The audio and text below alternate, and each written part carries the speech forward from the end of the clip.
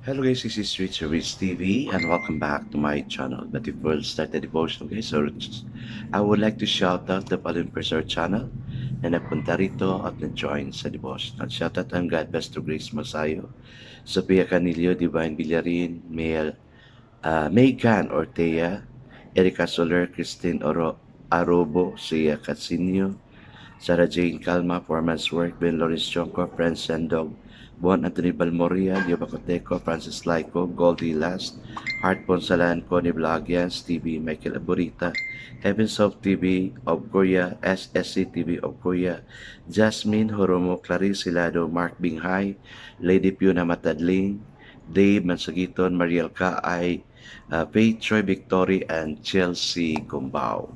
Shoutout na rin sa mga hindi nakisabay na manood sa devotional, but still napunta pa rin dito para manood at makinig sa devotional. God bless us all, guys.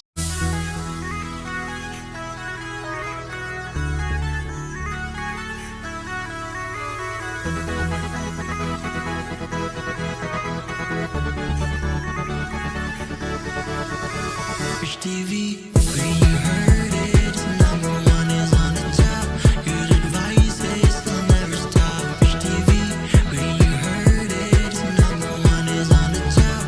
Good advice is will never stop.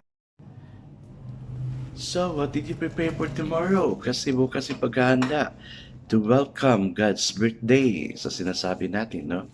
Common day to all of us to celebrate God's birthday. Ako, of course, I'm also preparing something, no? So, alam ko naman, this day is very special to all of us, lalo-lalo na sa mga Christians. I guess it's time to our Bible to our devotional, excited na kasi ko. No? So let's open our Bible to Isaiah chapter 9 verse 1 to 7. This is about to us a child is born. And still guys, I'm using the devotional study Bible because the words used is simplified na maintindihan talaga natin. Okay, the word of the Lord in Isaiah chapter 9 verse 1 to 7 says, Nevertheless, there will be no more gloom for those who were in distress. In the past, he mumbled the land of Zebulun and the land of Naphtali. But in the future, he will honor Galilee on the Gentiles, by the way of the sea along the Jordan. The people walking in darkness have seen a great light. On those living in the land of the shadow of death, a light has dawned. You have enlarged the action and increased their joy. They rejoice before you as people rejoice at the harvest, as men rejoice when dividing the plunder. For us in the day of Midian defeat, you have sheltered the yoke that burdens them. Sorry.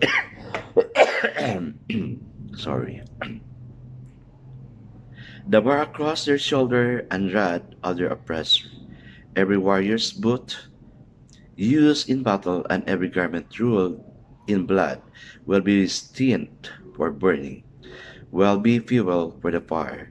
For us a child is born, to us a son is given, and the government will be on his shoulder, and he will be called Wonderful Counselor, Mighty God, Everlasting Father, Prince of Peace. Of the increase of his government and peace there will be no end. He will reign on David's throne and over his kingdom, establishing and upholding it with justice and righteousness from that time on and forever. The seal of the Lord Almighty will accomplish this. Amen and amen. Hi guys, let's now pray. Let's pray that word He has given us. Okay, let's now pray. For us a child is born, to us a son is given, and the government will be on his shoulder, and he will be called Wonderful Counselor, Mighty God, Everlasting Father, Prince of Peace. Thank you, dear God, that you are our peace. Amen and amen.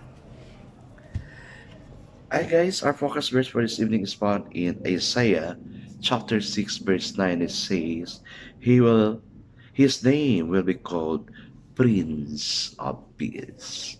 So the title of our devotion for this evening guys is Peace for Broken Pieces. We've heard and seen a lot about peace during the preparation for Christmas. The world has been artistically embossed on cards we've sent and received, banners on street lights, placards on those windows, and advertisement in newspaper expose our longing for peace. We ache for peace on earth, in our relationship, and in our hearts. International crisis force us to feel the pulse beat of the heart of God when we grieve over Israel long before He sent Emmanuel. They have healed the wound of my people lightly, saying, Peace, peace, when there is no peace. In Jeremiah 8:11. When we get in touch with the turbulence in our world and the angst of people, or identify our own conflict, we realize how much we need Christ's peace. Peace is righteousness, right relationship with Him, ourselves, and others. It is a cleansed conscience and a future surrendered to Him. Why is there so little peace? To reward a great sin. It is not that the world has tried the peace of Christ and found it didn't work.